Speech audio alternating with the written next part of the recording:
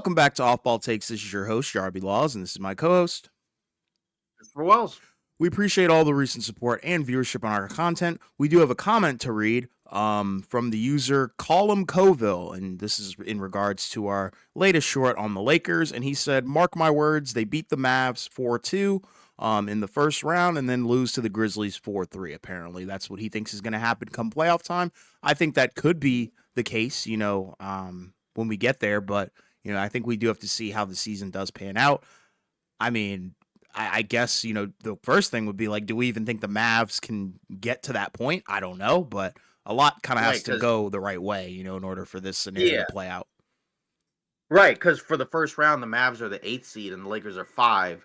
So so they wouldn't be able to play in the first round. Now, maybe they could possibly meet in the play-in, say if the Mavs kind of stay where they are and the Lakers fall a little bit, maybe. But, I think as currently constructed, first, maybe second round, I think is realistic. In terms of the teams that they could beat or lose to, like say if the playoffs were today, they'd play the Nuggets. They haven't really been able to beat the Nuggets, so that would probably be an example of a first round exit. But, could it be feasible that they could beat a team like Memphis or, a Houston maybe? Because you just make the case of could they have the best player on the floor in that series? And they definitely could. It's just a matter of, those teams are still very good. And some of those teams present some problems, for a team like the Lakers. It's all matchup based. So I think I don't think it's unfair to say it's a first or second round exit. I think that's a fair statement to make. I agree wholeheartedly. And before we do get started, please don't forget to like and subscribe and follow us on Instagram and TikTok at the OBT Podcast for more content and updates. Yeah, so we're basically we're less than a week away at this point from the trade deadline, right? You're seeing this on Friday, and we got a lot of news and trade rumors that have been coming out left and right in terms of just a lot of personnel, a lot of guys that could possibly be on the move to one spot or another. We had a big one that actually came out a couple days ago, and that was De'Aaron Fox, right, where Shams Charania basically reported that the Kings are looking into potential deals for De'Aaron Fox, right, because his representation, Rich Paul, has kind of made it clear that he's probably not going to re-sign with the Kings when his contract is up in 2026, right? So that opens the door potentially for basically, hey, trade me now, get something back, so that way you don't have a scenario where I just walk and go where I want to go potentially. It's not quite the same scenario, say like a Jimmy Butler, right, where he's basically burning the house down and burning the everything with it. Right. But just in general, it's just kind of it's a scenario where this was something that was discussed earlier in the season, right, when the Kings were really struggling and it looked like that what they had just was not working. Then they fired Mike Brown, right? Doug Christie's the coach, and they've been winning most of their games since then. But you kind of knew that once that Fox stuff happened, that it was probably not sustainable. That is he going to stay and re-sign with the Kings just because they got a different coach? I don't really think so. So now it all comes down to the teams that have been reported. There have been teams that have come out, say like the Spurs, the Brooklyn Nets, right? Even the Lakers have been mentioned, although I think that one's unlikely. I think that's a name that tends to get just brought up just because of the brand and things like that. But again, I think pretty much any team, if they want him, could get him. But things seem to keep pointing back to maybe Spurs, maybe Rockets. And they say his preferred destination is the Spurs, although he'd be okay playing with any team. But I think the tough part is there's a possibility that he could just leave in 2026 and go to the team he wants to. So essentially, if you're a team that trades for him, it may only be a rental, perhaps. But what do you think of this Fox situation? Because obviously, this could be something. This is something that we weren't really automatically expecting to happen at the deadline. Maybe more of an offseason thing, but it could now be pushed to the deadline. To make it happen. Yeah, I mean, I'm hyped for it. I think I like, the scenario or the potential ones, compared to, all the Jimmy Butler mess that we've been hearing, for the past month. And it's I think this is a nice reprieve from that. And I do like the theory crafting that's been going on between, the Kings and the Spurs. That's the one that's really intrigued me the most, obviously. I think not only because it makes the most sense, but I think also the Spurs have some valuable assets that the Kings would definitely want, because I think I read in a report that the Kings, they want, some win now players, I think is what was said, and also they want draft capital. So that could be interesting. Like, does San Antonio give up, a few future first round picks and, maybe one of their younger guys or a veteran or something like that? That would kind of be what I'd be intrigued about, is the package, because I think we all know that the fit between Wemby and De'Aaron Fox would pretty much be a no-brainer. You just have a ton of explosive offensive potential between the both of them, and it's an obvious upgrade from Chris Paul. So, and you have the other pieces around those guys to be somewhat successful. I think the only struggle might be potentially outside shooting, but that Yeah. depends on if Vassell is in the deal or not, because I think Stephon Castle is probably going to be your starting 2 guard or 3 or whatever going forward. So you do probably need to find a way to bolster up the shooting in the starting lineup. But I think the Spurs need to prioritize keeping their young guys. But if you need to skip a couple steps and get a potential franchise point guard for Wemby, yeah, I would definitely pull the trigger on giving up a couple of future first round picks and a win now player.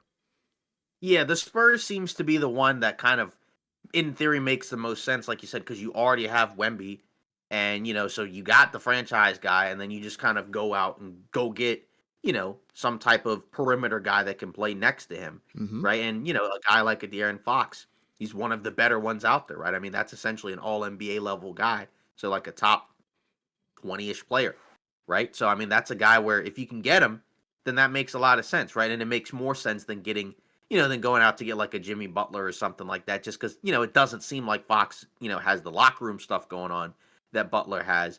And again, like you said, there are potential things in terms of like, what do you put around those guys? Because the Spurs are already not a great 3-point shooting team. Like it's very clear that's something that they need more of.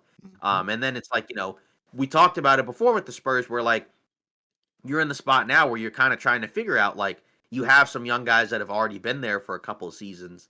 So now you get a chance to kind of see, what does that look like? Say like a Jeremy Sohan, right? He's coming off the bench now, right? Because Stephon Castle's been moved into that starting group, right? Just because of the fact that I think there's some shooting concerns, I think, between both of them. And I guess they feel like, that Castle as the defensive minded, wing guard, right? That might be a better fit, right? And then you have Barnes next to Wemby, right, and Vassell there, right? So there's a lot to kind of look at it from that perspective. And again, the Spurs have a lot of assets that they could give to the Kings, like you said.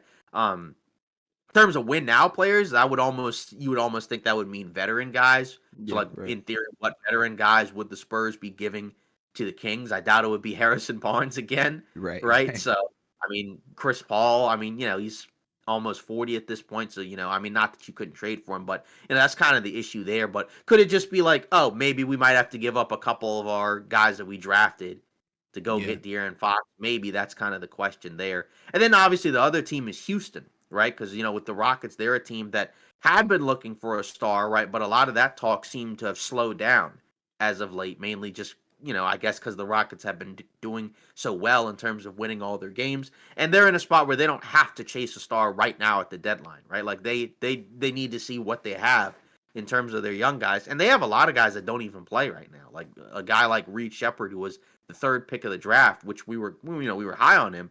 He's barely played. He's not really played much at all because they just don't have the minutes for him. Um, and now you have a guy like an Amen Thompson, right, who's been playing like a monster, right, the last, several games, to a degree where it's like, oh my goodness, like, it'd be kind of tough to just move him in a deal for anybody, right? What do you do with Jabari Smith Jr., who's been hurt?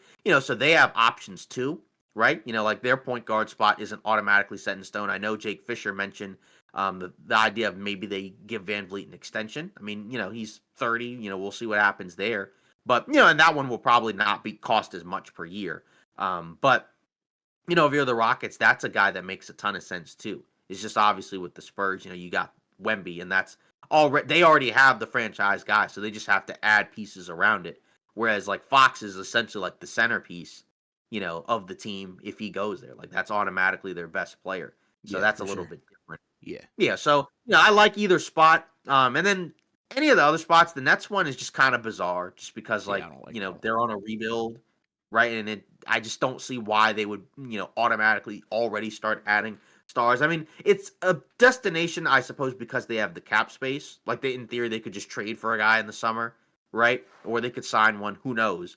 But it's just kind of an interesting scenario there. And then like most of the other teams, I don't know. I just not that it couldn't happen, but most of the other reported teams, I don't think are as likely. I just think it's Yeah. those teams are probably more likely. And there's no guarantee that it happens at the deadline. It's just obviously now the talks, it seems like they've kind of accelerated from where they were earlier in the season. So Yeah. do you think he gets moved at the deadline, or are you still kind of thinking it might be more of a summer thing? I think they do get this done. Like like you said, I mean, he could go, to any of those options. I would prefer that he goes to San Antonio. I think that would help them a lot. Um, but I think it really depends on, are the Kings willing to pull the trigger on that? Because what are their goals gonna be, for the end of the season? Is it to get out of the play-in? Is it to be, the 6th seed? What are we looking at here? Right. And that's kind of what my first question would be, because I think for the Spurs it's pretty much a no brainer. I think it just matters about the direction that Sacramento wants to go in, because I think all the potential destinations all have the assets that Sacramento would want. Like I'm sure Sacramento would want Brooklyn's draft picks, although I don't think that would ever happen. And I already said, same thing with San Antonio and stuff like that. Houston, for sure, they have some young guys that could easily be moved, and they have the vets too. So it is intriguing, but I just don't think Houston would pull the trigger on it, considering they're the 2nd seed. Like I don't think they would shake things up. And now that Amen Right. Thompson's having, a breakout stretch, potentially a breakout year, who knows what that looks like down the line. So Yeah, I agree with that. I think the one that seems to be the most likely is the Spurs one. And yeah, again, if they, obviously we can't, talk about it too much until it happens, but obviously if it were to happen, right, then that kind of shakes up the map for the West. Like it's not that the Spurs are going to be contenders or anything, but certainly like, if you look at them in the standings, they've not played that great as of late. They're 2-8 in their last 10. And they're kind of falling out of that potential playing spot. They're 12th. They're already 2.5 games behind Golden State, right? Who got a win over Oklahoma City the other night. So, that's the part. And then, but obviously, then you look at the Kings, and if they trade Fox, it's possible they could start falling down. Now they want to win, like they don't want to lose, but like just in terms of like you lost one of your best players, like I could see a scenario like that maybe happening. So that would be something to look out for. And it's another big name that could possibly be a deadline guy. So yeah, if it were to happen, if he goes to the Spurs, I would like that a lot, just because again, if you're the Spurs, you know, you can see that he's clear that Wemby's a franchise guy. We'll get into the All-Star stuff later in the episode, but he's clearly the real deal. So it's kind of time to start thinking about, what type of guys you want to pair next to him long term. And again, that's not a team that generally gets a ton of free agent guys to go there, just because, just it's not usually an area that most guys want to play for. So yeah, I agree. yeah. Then I guess kind of moving on, around the league in terms of the trade deadline, I guess we can kind of look at some of these teams and kind of see like which teams, in theory should kind of be selling guys, which guys do we think could possibly be on the move. And again, some of this is going to be based off of, rumors and whatnot, and then some of it is just kind of names that just in theory just kind of make some sense, right? Just in terms of like, hey, if you're this team, you might want to start kind of moving some of these guys. Yeah, let's Um, do it. but I guess we can look at, I suppose we can look at some of the sellers, right? The teams that kind of have guys, that you could potentially look at getting, in the free agency market, and look at kind of some of those teams. So I guess, it's basically most of the bottom feeder teams, right? You're looking at the Jazz, the Pelicans, the Blazers, the Wizards, maybe Charlotte. They don't have too many guys on there at this point, but like Nick Richards was dealt, so maybe somebody could talk themselves into a couple other guys. Brooklyn Nets, Raptors probably, and after that, probably not much else, right? In terms of like, after that, most of the other teams are going to try to probably move up. Maybe the Bulls, you could Yeah, that's what I possibly was gonna throw them say. into the mix. I'm not really sure what their plan is potentially, but again, those are the type of teams. So I guess we can probably start out west. I mean, if you look at the Jazz, right, in terms of the guys that they have, it's mainly the veteran guys. Those are the names that keep coming up. People have mentioned the idea of a Walker Kessler. but it doesn't seem like he's going anywhere. And if you're the Jazz, it doesn't really make a whole lot of sense. Like, I guess, like, I can understand why another team would want him. I don't know why the Jazz would trade him unless, like, they were given, like, a really crazy offer, right? Like, say, if a team like, I don't know, the Lakers offered, like, both of their first round picks, right? Well, then, like, okay, if you're the Jazz, you might do that. Maybe. I'm not saying they automatically would, but that's something where that might make a lot of sense, potentially. Yeah. But the Lakers wouldn't do that, right? Like, they would want to make sure that they could get that guy without having to give up, and most of the other teams would too.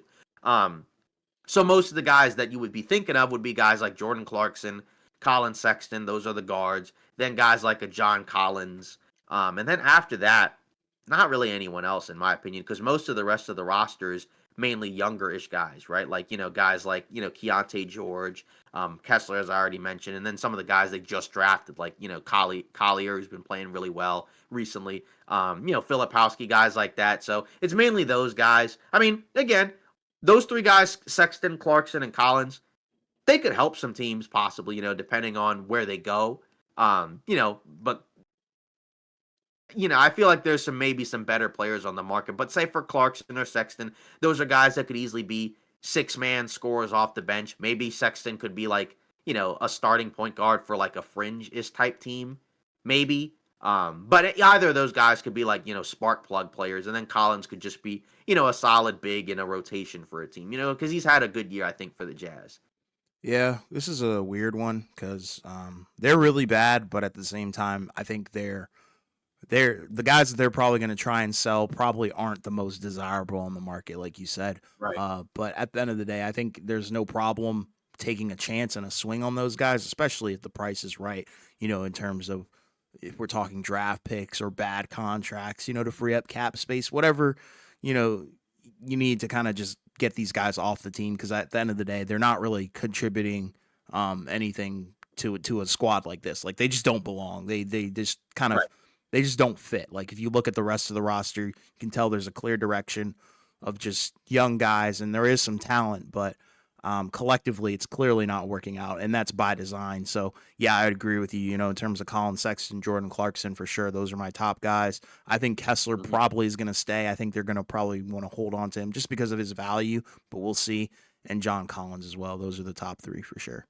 Right. Yeah, the Kessler thing, what will be interesting is once he becomes, eligible for an extension, do they give it to him? Because, once that happens, then it's, he becomes less valuable because then, Yep. if you trade for him, he's going to presumably be like a 20 plus $1 million guy. But, Yes, sir. we'll see. Yeah. Then if you move on to the Blazers, problem is like some of these guys are just on like Jeremy Grant's on a bad contract. I just don't see him going anywhere.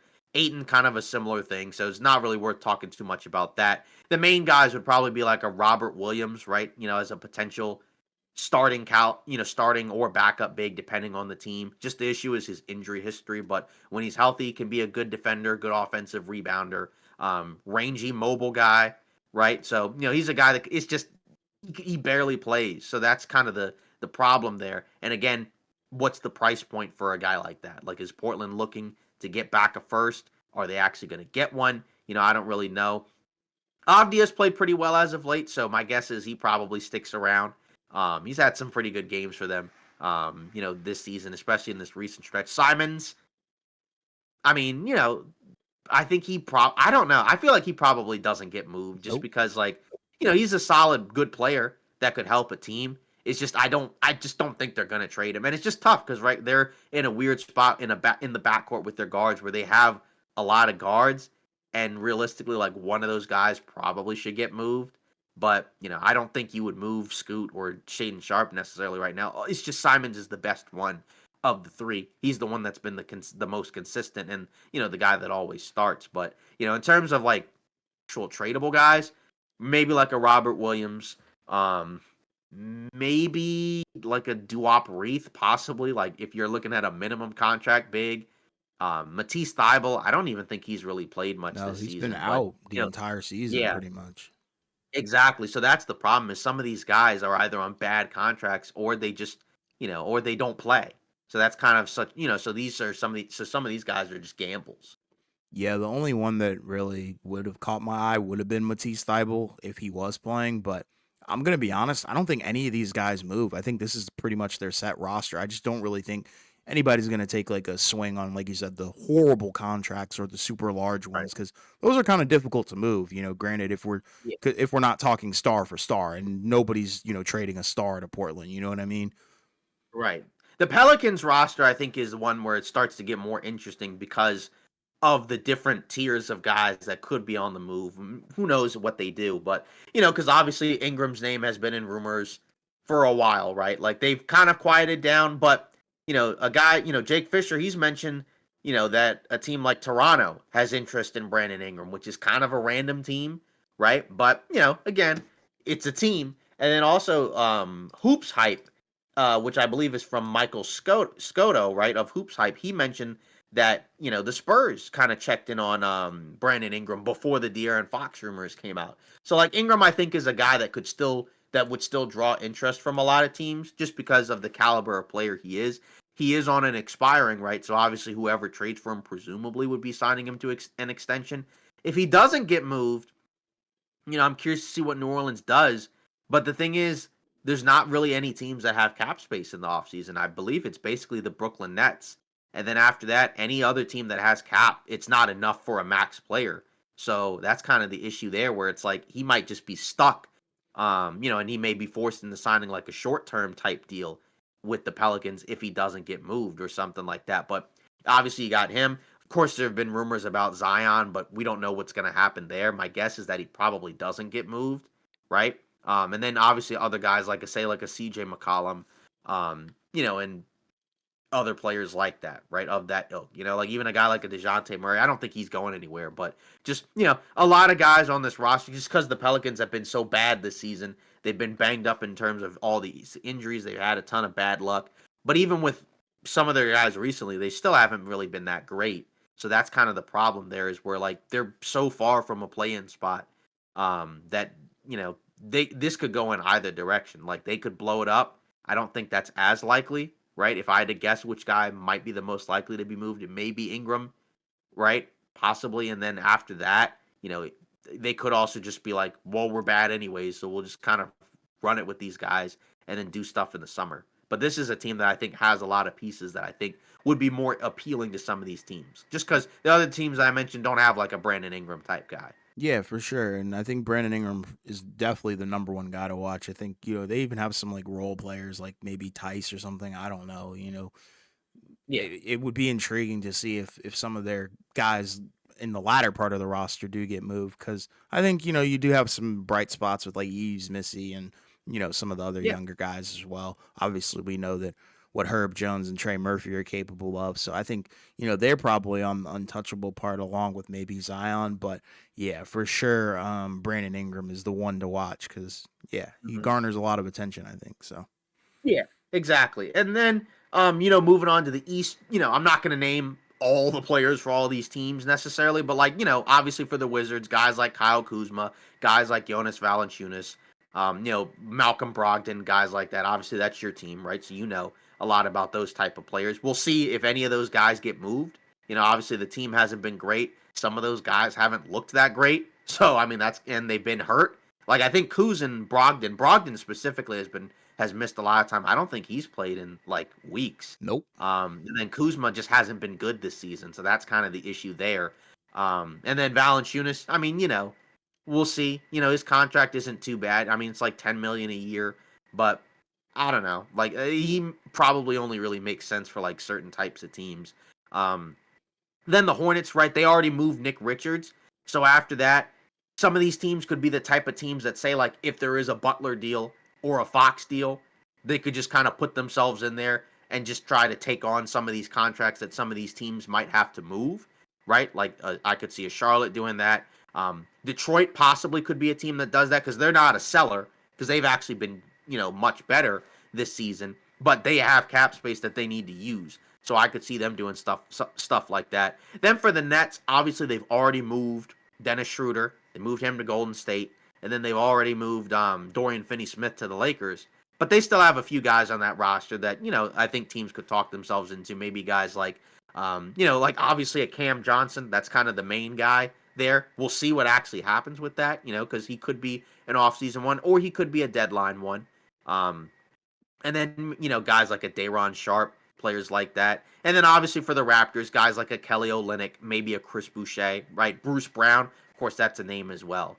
So, I mean, again, there's players to be had. And, it's just I'm curious to see. And then obviously the Bulls are the standout one because they have the guys like Levine, like Vucevic, maybe Lonzo Ball even, right? Because, they're a team that's 2-8 in their last 10. So it feels like how they were playing earlier has kind of now worn out. Obviously, I think Levine's been out the last few games for personal reasons. So, we'll see what happens there. But, again, tons of guys that could potentially be on the move, both big and small. Yeah, I do want to add a couple of guys in there. I think I would Mm-hmm. be interested to see if Corey Kispert gets moved alongside, some of those other guys on the Wizards. But yeah, I mean, you kind of hit on all those. I don't think Charlotte really has any, but one on Brooklyn that I'm curious about is Cam Thomas. Do you think he potentially gets moved? I know there's been some talk and some attention that he's kind of grasped a little bit because I think we know that his numbers are what they are, but it's a possibility. I think he could come off the bench or Um, something like that, be a spark plug, similar to that Jordan Clarkson, uh, Colin Sexton kind of tier of player. yeah, I mean, it's possible. I think the issue there is, right, he's like in year, what, 3 or 4 or whatever, right? Yeah, So the problem is that he's going to probably be due for an extension soon. So whoever trades for him might have to pay him whatever, how much, he'd be looking for. He's also barely played, right, yeah, this season. And like that could just be, a Brooklyn thing. I don't know. But I feel like he's probably just going to he might just end up just being in Brooklyn. I don't know because again, like with the Nets, I'm curious to see like they have guys on that roster that are going to be making some money. Like Nick Claxton obviously is already making basically $100+ million it's or nuts. whatever.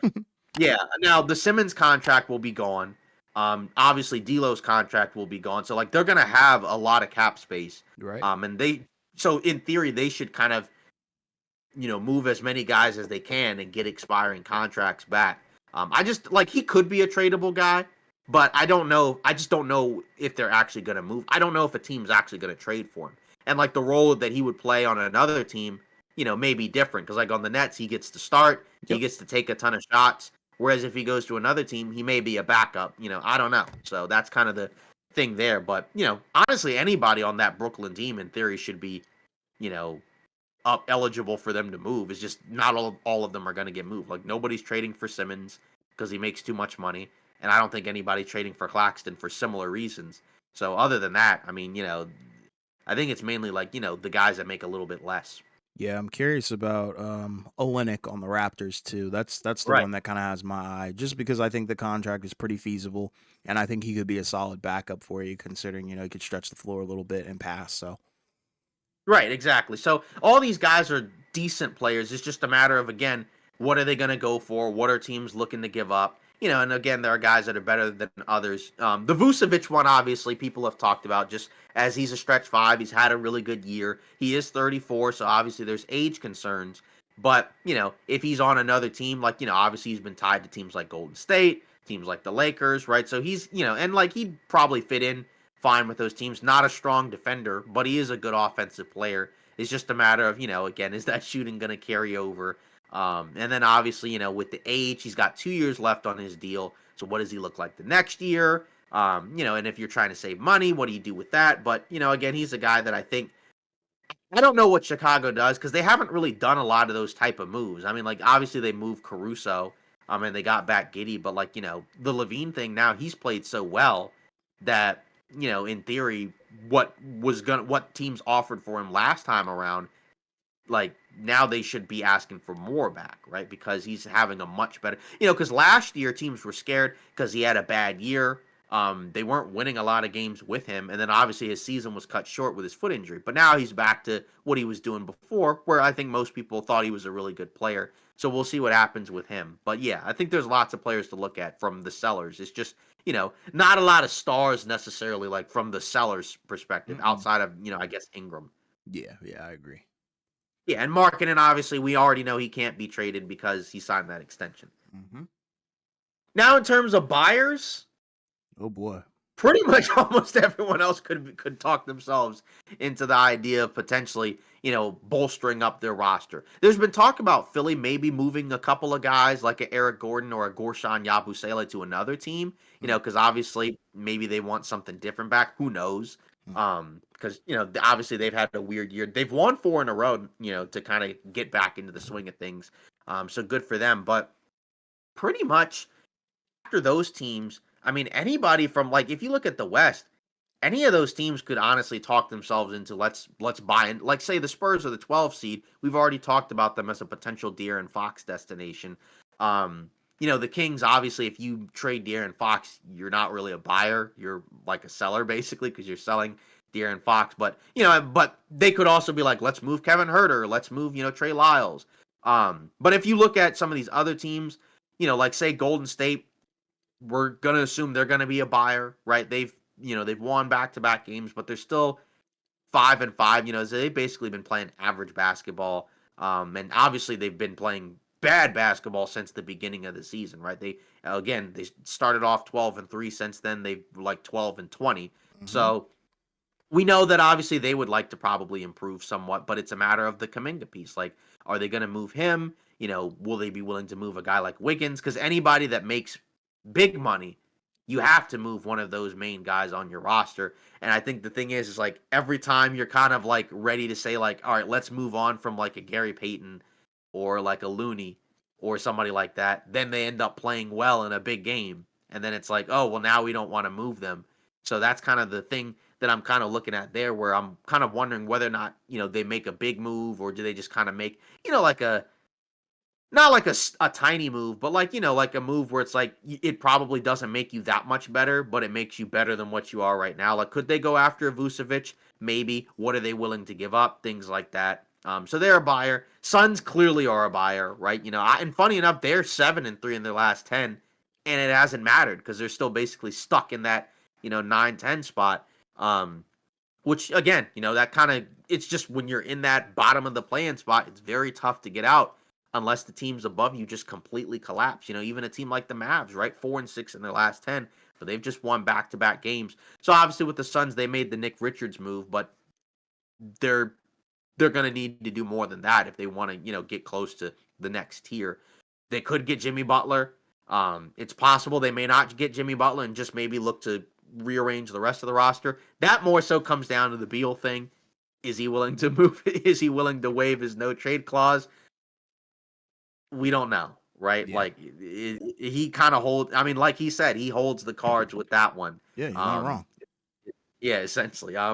Mavs. I mean, the problem with them is the injuries, right? Like I think like when they're healthy, they're really good, but they've been so banged up. And some of those guys, like even if they were healthy, I think you would kind of feel like we should probably get an upgrade anyways. Like even if they were healthy, I think you would, like with the like say Maxi Kleba, like like if you like that's I a fair feel like point. Yeah. yeah, like you know what I mean. Like I'm not saying like when fully healthy, they're a contender, championship level team. I'm just saying like even then, you should still look at like can we improve some of these? But now you kind of have to in theory, so that because he's not coming back with a broken foot. Right, like I mean, right. I mean, it's unlikely, and Lively has the fractured foot, so we'll see what they kind of do there. I mean, it could just be hold on until Luka comes back, and just kind of go from That's there. what I was But gonna they don't have to. suggest. Yeah, like they don't have to make any big moves. They're not as big of a buyer as some of those other teams. I just mean like they're in the tier of like, could they make some rotational upgrades? Like again, an upgrade from like a Maxi Kleba or something like that. Not really anything massive. Like they're not going to go out and trade for Butler, even though the name had come up for a little bit. Minnesota, obviously their season hasn't quite gone the way they've wanted it to. They've won 4 in a row. So they're looking better, but I still don't really view them as a championship level team. I'm just kind of curious as to what they do in terms of, like do they move Julius Randle? Do they move Mike Conley? And just kind of get some reinforcement pieces or better fits. But, they don't have a ton of flexibility because, again, they're a second apron team. But I think, clearly, ideally, it would be nice if they could make some moves to get better. It's just, again, what can they realistically do? I mean, Clippers, they're probably not going to do a whole lot because they don't have a lot of pieces that they necessarily have to move. Maybe like a PJ Tucker, but that's pretty much it, right? So like, Warriors, Suns, Wolves probably, well, No, more so Warriors, Suns, and then obviously Lakers. You can say they're a buyer too. I'm sure they're looking at pieces to probably upgrade the roster. AD, obviously, he went down against the Sixers, so he could be out. They don't think it's going to be that long, possibly like maybe a week to 10 days. But even before he got hurt, you'd look at the idea of like, we need to upgrade, the big man spot, maybe get a playmaking, downhill, athletic type of guard, right? That's kind of what's kind of come up in the news for them, right? And again, because like when you look at the roster after AD in terms of the center spot, Jackson Hayes, that's pretty much it, right? Like other than that, it's like two-way contract guys like Christian Coloco, Trey Jemison, and then Christian Wood is hurt. He's not played since last year, right? February. So that's kind of where you're looking to make an upgrade. And then, could you get another guard in the rotation? Because in terms of guards, like there are ball handling, playmaking guards, it's basically just Austin Reeves. After that, like it's Gabe Vincent, who's not that type of point guard, right? He's more like I don't know, like a two-way more defensive minded guard, doesn't bring Hmm. as much offense. And then, the other guys that they have, like a Shake Milton, doesn't really play because he just hasn't really been good. And then Bronny wasn't going to be a part of the rotation anyways, right? Despite what some people might have thought going into the season. But either way, that's neither here nor there. And then after that, you know, again, any of these teams could talk themselves into it. It's just a matter of to what degree do they need to make moves. Like a team like, OKC, they don't have to make a massive move. They could easily just make a rotational move where, you replace the eighth or ninth guy with a better guy and then just say, all right, there we go. Could they get Cam Johnson? Sure. But they may not necessarily have to. I mean, they haven't shot the three ball that well this year. So maybe you'd like to get a guy like that who's just a more consistent shooter than some of the guys they have. But then you also, maybe you'd like to just kind of just say, you know what, forget it. We'll just wait until Chet comes back and we'll see what we have with that. It's just he won't be back before the trade deadline, right? So that's kind of the issue there. And then obviously for the Rockets, right? I mean, I don't think they're going to really do anything significant, right? They've kind of communicated the idea that they're more than comfortable riding it out because they've been great this season. I mean, they've been even better than what we thought. They're going to make the playoffs, for the first time in a minute. And their young guys are looking pretty good. And then the Grizzlies, they're kind of interesting because they've been tied to Jimmy Butler, even though he says he doesn't want to go there. But do they make any other moves? Do they move Marcus Smart? Since he just hasn't really been healthy, do they just wait for him to get healthy? And then the Nuggets, right? Because obviously they've been playing better as of late. But then against some of these better teams, you just see them just getting smoked. So I think that's kind of the problem there, where they need to upgrade defensively, and maybe get some better, extra depth pieces, and also get healthy. Gordon has had a calf issue, so we'll see what happens there. But I mean, again, any of these teams could talk themselves into making moves. It's just a matter of, like I said, the degree. Because a team, like I said, like OKC or Memphis or Houston probably doesn't have to make a major move. Or Denver necessarily, right? But, other teams like, say, Golden State, Phoenix, Lakers, they're probably going to have to make significant moves to have a chance to be in that tier. Because, as currently constructed, I don't think those teams are good enough, to be able to come out of the conference. And even if they make a big move, they probably aren't anyways, but they'd be better. It's just a matter of how willing are they, because again, those teams, specifically more so LA and Golden State, they have the older stars. So how willing are they to, put those future pieces in a deal, versus just kind of just riding it out and just kind of rolling with what they had? Because you can make the argument for both sides. I think it's just a matter of, I'm sure the players would probably prefer them to go all in right now. Yeah, the West is definitely something, all right. But Right. I think my top teams in the West that need to do something, starting at the bottom for sure, the Warriors. The strength in numbers thing is just not working out. A lot of guys' play has just really fizzled out almost to nothing. So I'm expecting them to try and do something to keep the season alive and give you some semblance of hope. Same thing with the Phoenix Suns. Granted, like you said, in their last 10 games, they have been playing pretty good, but at the end of the day, it doesn't really matter because you were climbing out of such a horrible hole in the first place. But they are another team that desperately needs upgrades. And then I'm going to skip up a little bit. I think the Lakers and Nuggets are probably the only other teams that I would say need to do something. Like you said, I think the big man room needs to be addressed for the Lakers. And then if you could get, like you said, a playmaking guard or something like that, to come off the bench and, give you some, life on the offensive end. That would be nice. But Denver, I think that's one to watch because I know, Jamal Murray's played pretty decent, recently. Yeah. He's returned back to, I think, somewhat form. He's not god awful. He's not washed or anything like that. So that's good. I Oh, think, that takes pressure off of them in terms of finding a number two option. Maybe you do a lateral that makes a little bit more sense. Like, I don't know, somebody from the East, like DeAndre Hunter or something like that. Maybe just a more efficient spot up shooter or something like that. I don't know, to coincide with something that's going on in Denver. But I would also say try and go for depth pieces as well. Can you get off that Najee contract? Who knows? Seems to be undesirable, but maybe if you, throw him in a deal, you can get back two players that'll, help your roster. But yeah, I would say Denver for sure is top of the list for me.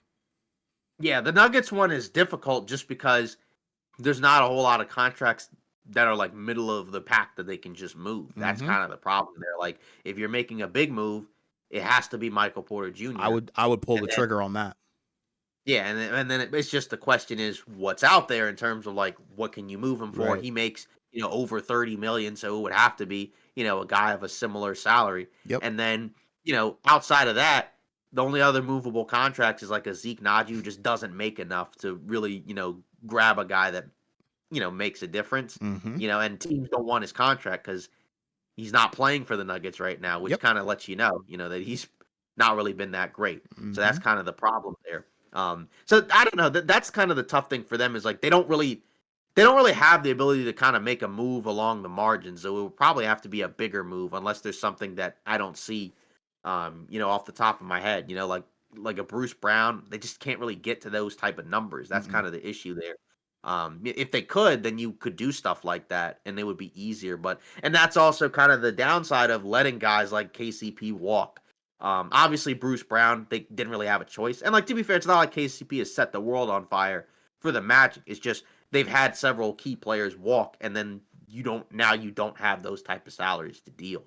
So that's kind of the issue there. Westbrook's been good for them, so that's good. Yeah. But just in terms of the things they could do, I unless found it's moving Michael I Porter Jr., I don't think they can do a whole Yeah, lot. I found a good trade. I think I like this one a lot. 2031 first round pick swap. I think that's interesting. And then it's between Atlanta and Denver. DeAndre Hunter and Bogdanovich for Michael Hmm. Porter Jr., Zeke Naji, and like I said, that first round pick swap. I think that would work Right. Yeah. because It's just a now you matter don't of have to worry about trying to get a guy like Levine. Like you're right. kind of It's just replacing it. yeah. The thing with Atlanta that's tough is that like they're not going to have their picks, or how much are they going to be willing to just to cut down the roster. I think Bogdanovich, according to a lot of rumors, that seems like the guy that I think Atlanta could realistically be perfectly fine with moving. Hmm. But I don't know what they're going to do with Hunter. Right? He's had a really good year off the Yeah, bench. nobody's He's good talking enough about to it either.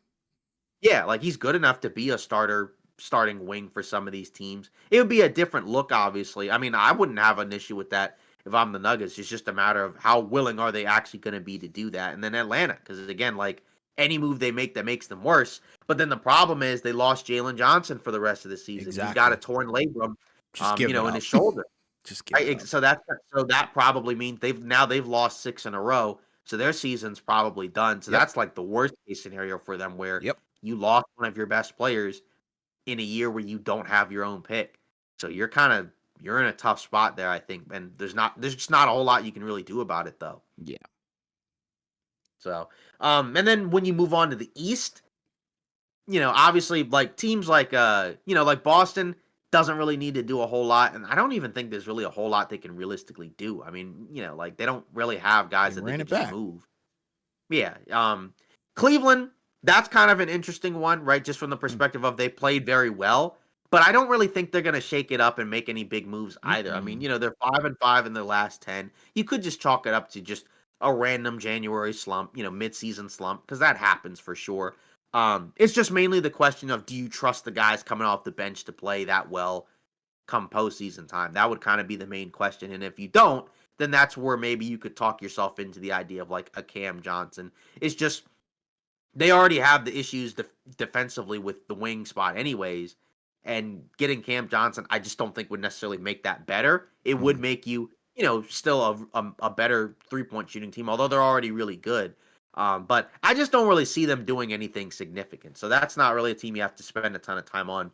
The teams below them is where I think things could obviously be different because, like the Knicks, no real shakeups there. It would be more so could they move one of their role guys for like a backup, Hmm. big, just acquire some bench depth or just wait for Mitchell Robinson to come back and move somebody else. But they don't have like a lot of guys after their starting five that make a ton of money that they could just move, What's unless they move. Robinson's timeline? Sorry.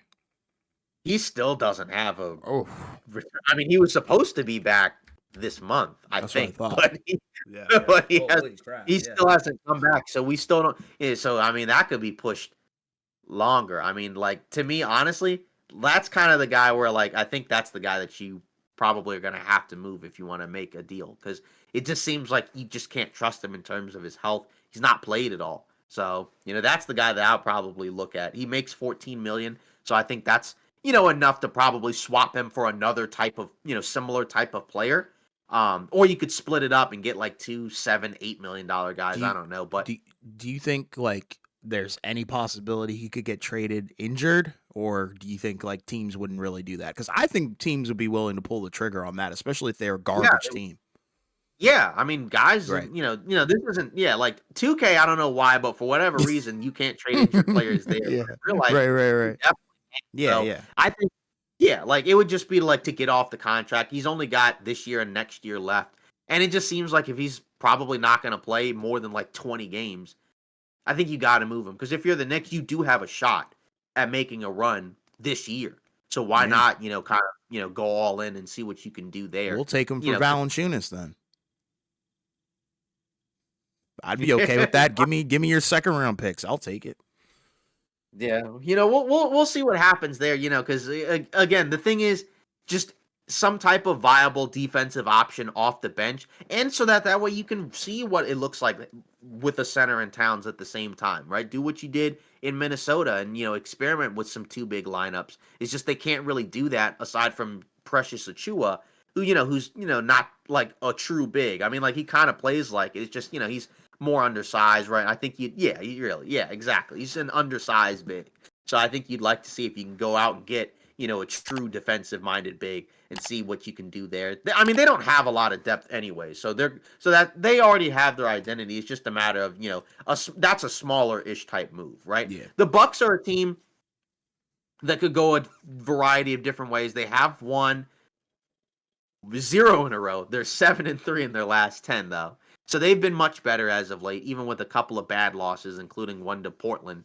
But the thing with them is Middleton, back-to-back 0-point games, just hasn't been able to really find a rhythm as of late. And he's been in some trade rumors recently where it sounds like the Bucks would be, would have no qualms of making a big move, like getting a guy like a Bradley Beal, a Zach LaVine.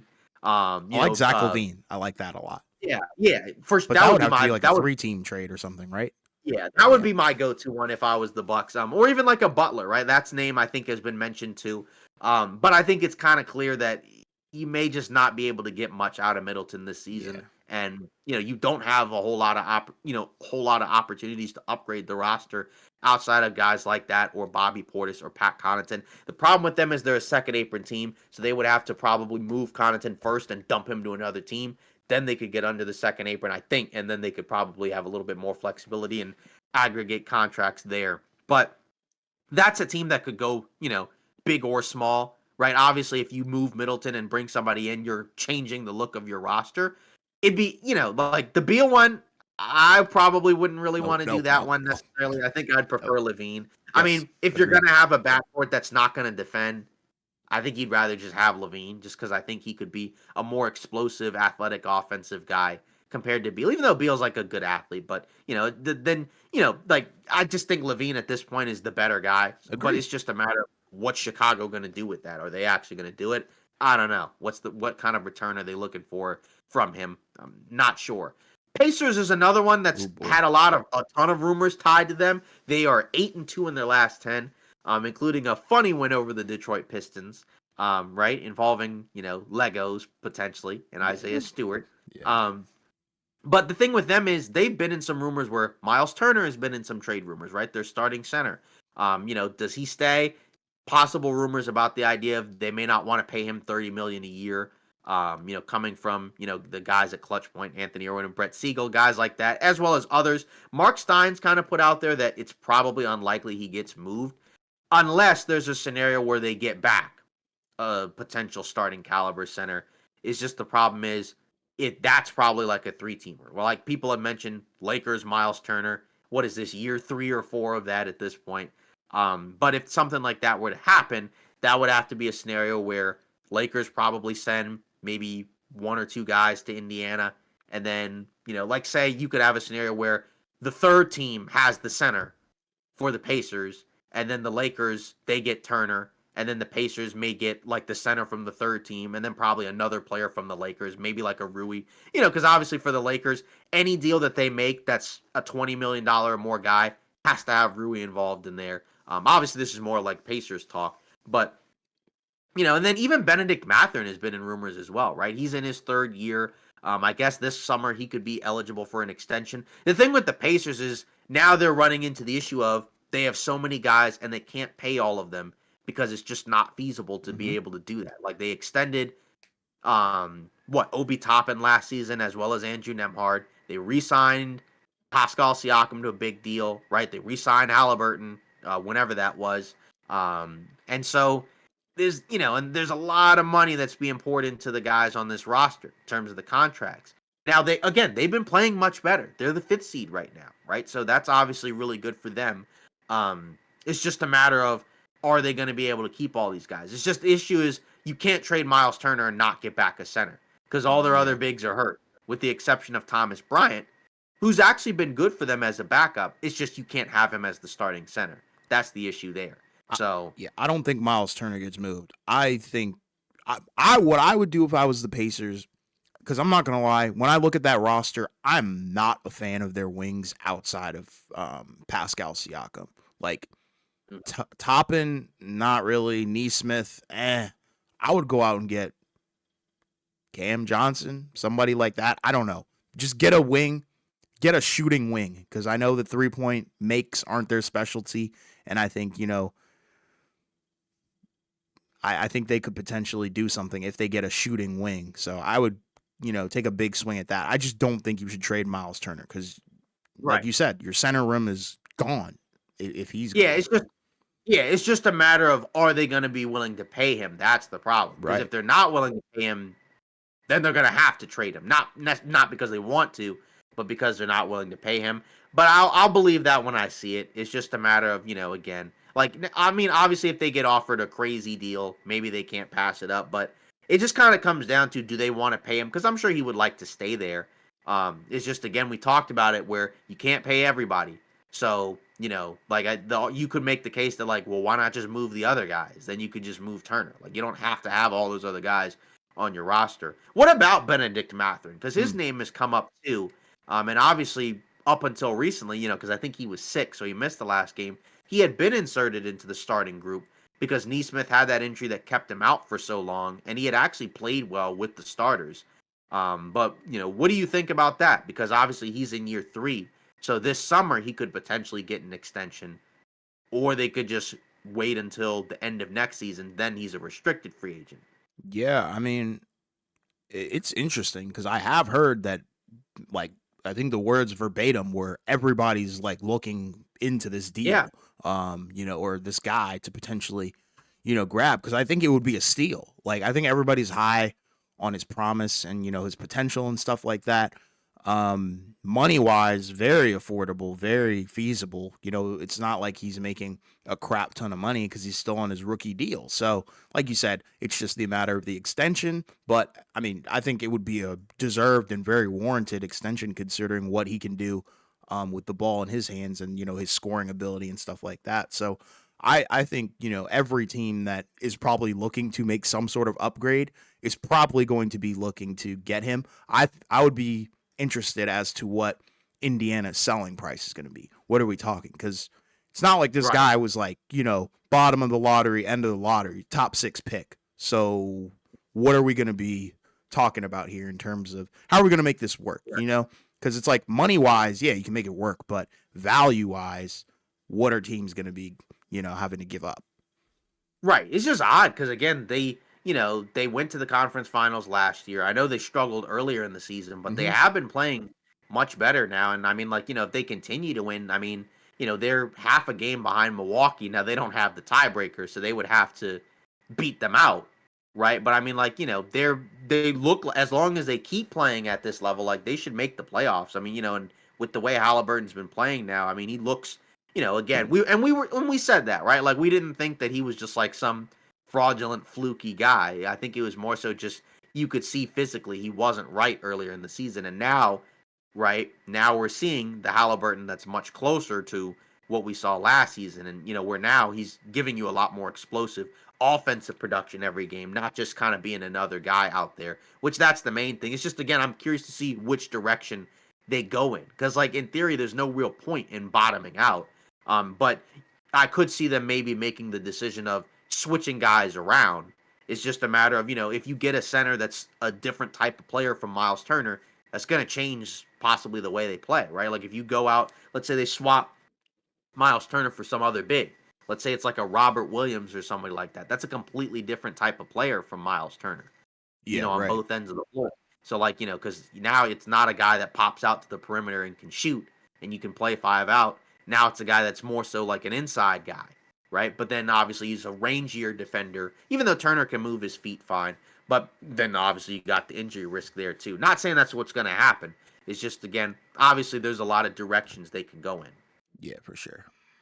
Yeah, then you move down. Magic, maybe they move one of their depth guys, possibly. Cole Like, Anthony. like maybe, yeah, like a guy like a Cole Anthony or somebody like that. It wouldn't surprise me if they didn't do anything and just kind of banked on getting healthier, right? Like I could see something like that. And the, so like they're a team that I think it's less likely that they make a move, Hmm. but if they did make one, it could be Cole Anthony.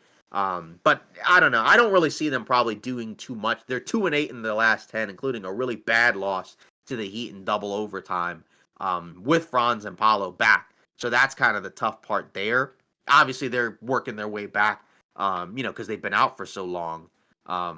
But they need some shoot. They need some perimeter shooting. They need some offensive punch because they're one of the worst offensive teams in the league, and that some of that will be better once their main core guys are healthy because they've had a lot of guys out, not just Paolo and Franz. But even when they're fully healthy, they need some type of offensive boost. And when they're fully healthy, Cole Anthony wasn't necessarily even playing. So that's the guy, and like just contractually, that's a guy that makes enough money where you can move him. But I doubt they really do a whole lot. Yeah. Yeah, like you said, I think the roster construction is pretty good. Like you do have to tip your hat to the Magic GM and what they've been able to, build here because I think that it can be a serious contender when they are healthy, but there are some pieces that I think you'd be willing to let go like I said with Cole Anthony, but outside of that, I think you're really just banking on being fully healthy.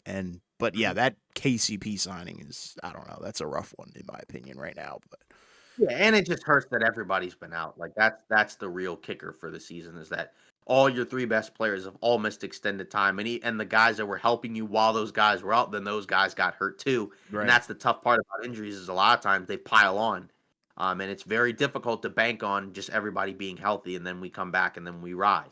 yeah, Um, Now this next team, the Miami Heat, obviously they're the team I think to look at the deadline because they have a guy on there, Jimmy Butler. Maybe you've heard of him where clearly he doesn't want to be there. The team doesn't want him to be there.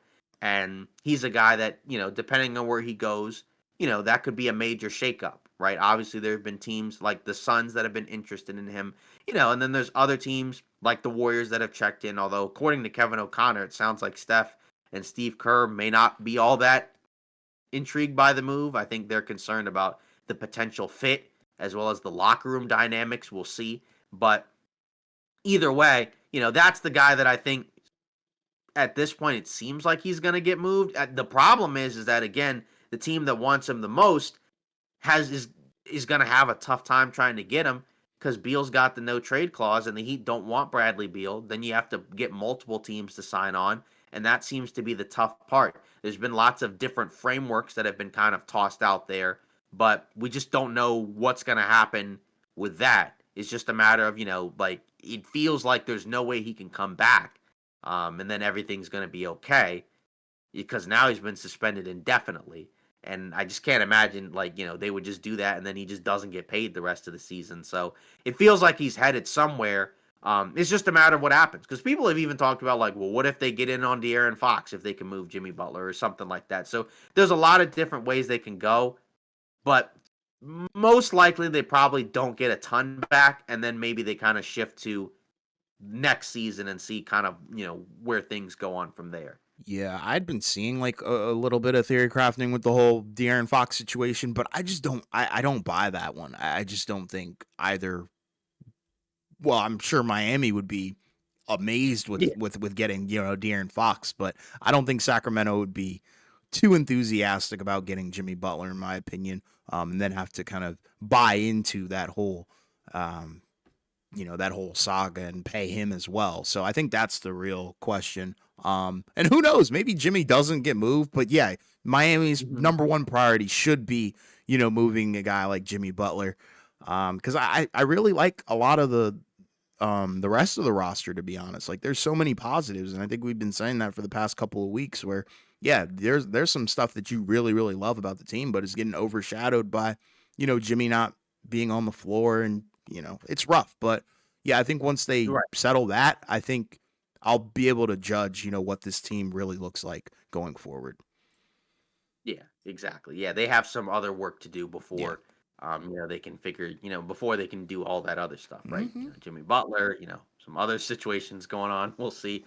But then after that, the Pistons, they're 4-6 in their last 10, which is kind of rough. But again, I think they're gonna try to make a push for the playoffs, especially with the Hawks kind of falling off, with the Bulls falling off. They look like they're headed for a play-in spot. It's just a matter of do they make a move to kind of like add a guy, maybe, or do they just worst case scenario, just absorb another player contractually? That's probably the more likely scenario. I don't really see them going in and like, let's trade for Ingram. Let's go get Jimmy Butler. I don't see them doing that. I think it's more likely that they just grab another guy to absorb the cap space, and then just kind of roll from there. I think that's probably the most likely scenario. Yeah, I agree. I don't think they really need to do a whole lot of shaking up or, adding in, anything crazy. I don't think they need to star hunt or anything like that. Just, maybe get a odd contract, maybe potentially an interesting swap or something like that. But nothing of, crazy note, I think, because I think they've been not a surprise, but I think they've been a very good team this year, granted, compared to last year. So, Right. Then after that, again, we already talked about most of these other teams. So in terms of buyers, sellers, and things like that, that's kind of the main outlook for the trade deadline. Just and again, we're less than a week away.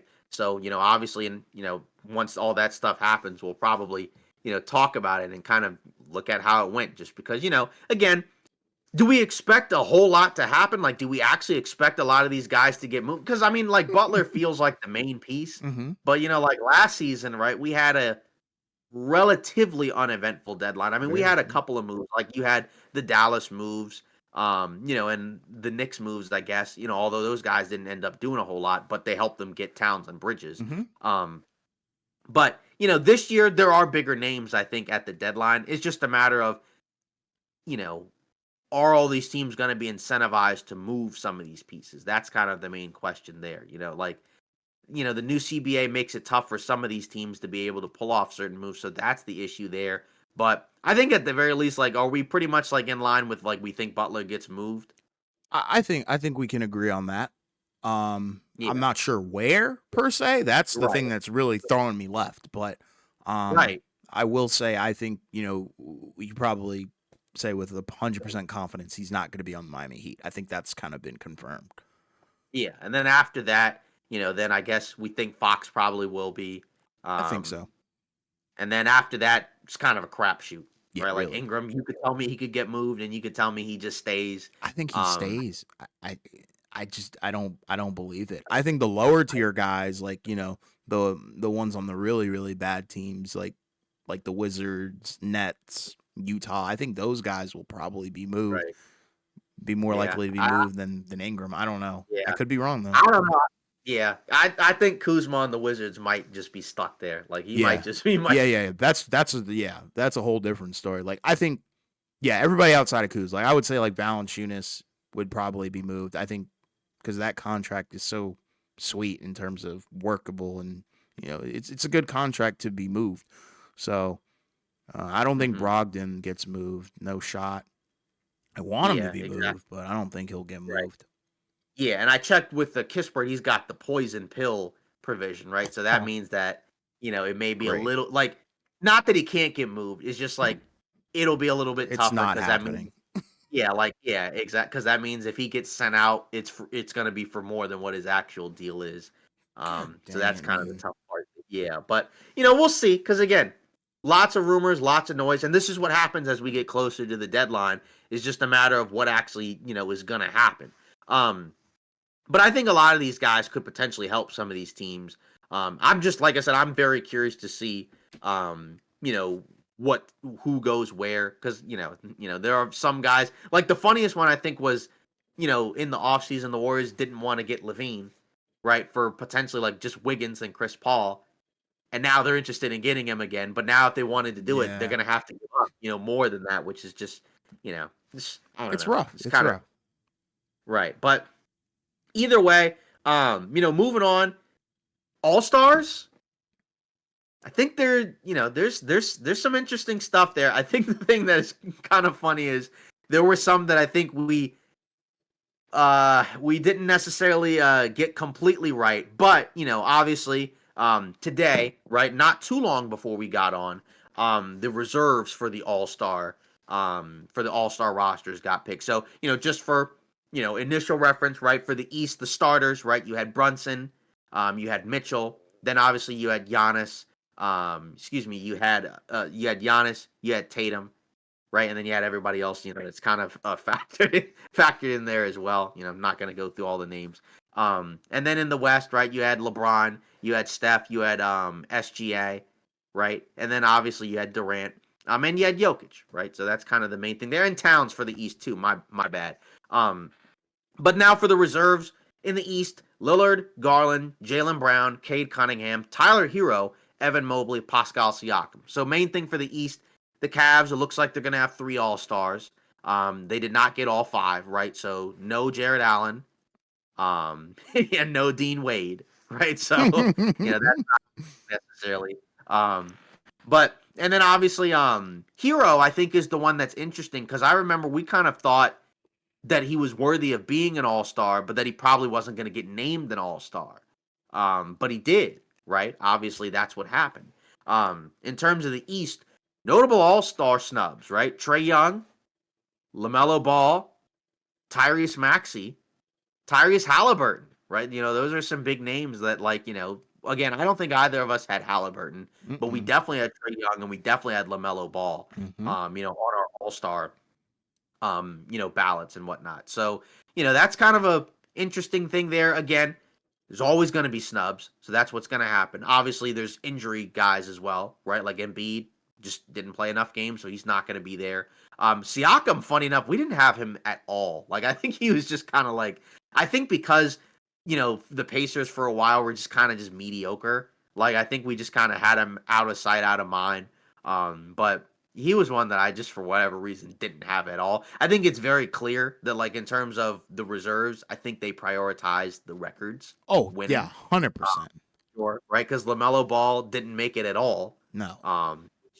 Again, I had him as a reserve. I know you had him as a starter, but Yeah. I thought he would at least get in as a Me reserve. too. I'm I a thought he little was an insta lock, yeah, but I was a little bit surprised that he wasn't in there at yeah, all, man. but I guess they're just factoring in how bad the Hornets are, but it's like I don't really care too much about that.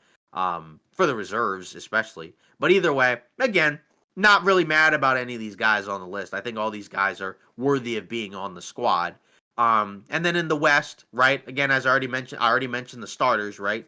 Steph, SGA, Jokic, LeBron, Durant. For your reserves, Ant-Man, right? No issues there. Both of us had him. AD, no issues there. Both of us had him.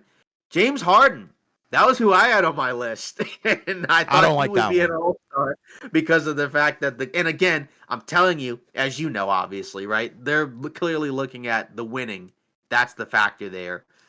Because again, you can make the case that there could be a couple of guys that could be ahead There's of him, but I Kyrie. did have him there. And that was one of the snubs in the Western Conference, right? Obviously. Then you look at the rest, Jaren Jackson Jr. for the Memphis Grizzlies, I had him. Mm-hmm. Alperen Şengün for the I had him Rockets. as We well. had him there. Yep. I actually didn't know if he was going to get on the All-Star list. I thought, I wasn't sure, but he did. Jalen Williams of Oklahoma City. We didn't have him on there, but I don't have an issue with him on there. But again, it's the winning factor, right? And he has played very well, so that's the other factor. And then Wemby, right? Obviously, you couldn't have the All-Star list without him. I had him as a starter. Doesn't really matter too much. So key takeaways. What are we thinking here? I mean, I like the list. There's nobody on here that doesn't deserve to be here. The snubs are kind of annoying, though, in my opinion, because I think Kyrie deserves to be there. Yeah. Ja, I think Ja could have been there, but he just didn't play enough games. The level of play a little bit down from previous years where he was, in the All-Star events and stuff like that. So, it is what it is. But yeah, the Eastern Conference one is really rough because I think you kind of have to put Trae Young in there. But I mean, the problem is, I don't know how I feel about the Siakam one, to be honest. Like, I know like he's having a really good year, but he wasn't on my list at all. Like, not even really on my radar, to be honest. And it wasn't even because he wasn't playing well. It was just there were other guys that I thought were playing better. But, look at his numbers in fairness. 20 and a half a game, 7 rebounds, 3.5 assists, 50-40, right? So 53 from the field, 42 from 3. He's keeping them alive. Yeah, exactly. So, effective field goal percentage, 59%. So he's had a very good season. This is one of his, and because last season, in Toronto, he couldn't hit threes at all. But then for the Pacers, he was perfectly fine from 3 last year, 39%. And now this year he's at 42 on even more attempts a game. So I think he's had an individually really good season. It's just, again, I think it's the records. I think that's kind of the main thing there that's kind of preventing some of the, but then some of them it's like, well, what about Kyrie? But then you look at the Mavs, they're 8th. They've fallen all the way down. I think had they stayed probably in that top 5, he probably would have, been in there. But I think that's, and then obviously Devin Booker, he's not an all-star, right? We talked about neither of the Kings guys were all-stars either, right? Neither De'Aaron Fox, Sabonis. So, I mean, guys are going to get snubbed. It's just a matter of that's the nature of all the talent in the league. But like you said, there were a couple I was a little disappointed by. I thought LaMelo was going to be an all. And again, I know he's not a popular guy amongst media circles, right? Because, if you look at the votes, right? He got the fan vote, right? He was number 1 for guards in the East. He got the player vote, actually, funny enough. But what he didn't get was the media vote. And that was, and not again, he shouldn't have been if he was a reserve, that would be fine. He doesn't have to be a starter. Right. It's just obviously once he wasn't a starter, then it was kind of over, right? Because the reserves, they're voted in by the coaches. And I just think it's very clear that they're kind of prioritizing the records. It's tough because for some of them, the record does not matter because of the fact that they're, just perceived to be a higher caliber guys, right? Say we talked about it, say with the Warriors, there was no way Steph was not going to be an all-star starter, right? Come on, especially with Luka out anyways, and they're playing in San Francisco. You have to kind of do that anyways, right? So that's kind of the main thing there. But it's tough, for some of these guys. But again, imagine if Embiid was healthy, or Luka was healthy, some of these guys wouldn't be all-stars at all. That's kind of the the main thing. And oftentimes, you have injury replacements. Now Ball, he got hurt in that Laker game, so he's going to be out at least, a week. We'll see if he comes back relatively soon. So that's kind of the issue with him. But, either way, I think that's kind of the tough one. Like you said, Trae Young, LaMelo Ball, Kyrie, I think those are probably your toughest snubs. The Halliburton one, I think it was just he had a stretch for a while where he just wasn't good. I think that was kind of the problem. He's been much better as of late. But I think, I think they kind of felt like Siakam as a whole has been good all year, right? So so that's kind of the tough part there. But I don't know. That's just kind of a weird one. But we'll see. And then obviously again, some people have issues with the Kings ones, but that's kind of the main takeaways there. I think it's the records. That's at the end of the day, that's kind of what it is. Where it's the records. Where if you were on a winning team, like say with the Heat, right? Like the Heat, even with the Jimmy Butler fiasco, they're still hanging on in the play-in, right? Whereas you look at a team like Charlotte, they've only won 12 games, and that's kind of the tough part there. But I would have liked to have seen him as an all-star. But again, hey, I'm happy for the guys that are, going to be first-time all-stars because they've had very good years, right, for their teams. Right. Like Tyler Hero, Alperen Şengün, Jalen Williams, right? That's awesome. Yeah, for sure. I think everybody who's on the list, deserves a pat on the back for sure. It's no feat to scoff at for sure. Mm-hmm. Well, that's pretty much it. For today's episode of Off Ball Takes. Again, we're not really going to do news and rumors here because most of that we were kind of discussing in the trade rumors, and everything else. But obviously, again, trade deadline less than a week away, Thursday, February 6th. So obviously, it ends at 3 p.m. So keep an eye out for that. We'll probably record an episode after all that, and talk about all that and how it went. And thanks for all the support. Continue to like, comment, and subscribe. If you leave a comment, we'll read it at the beginning of the video, and we'll see you in the next episode.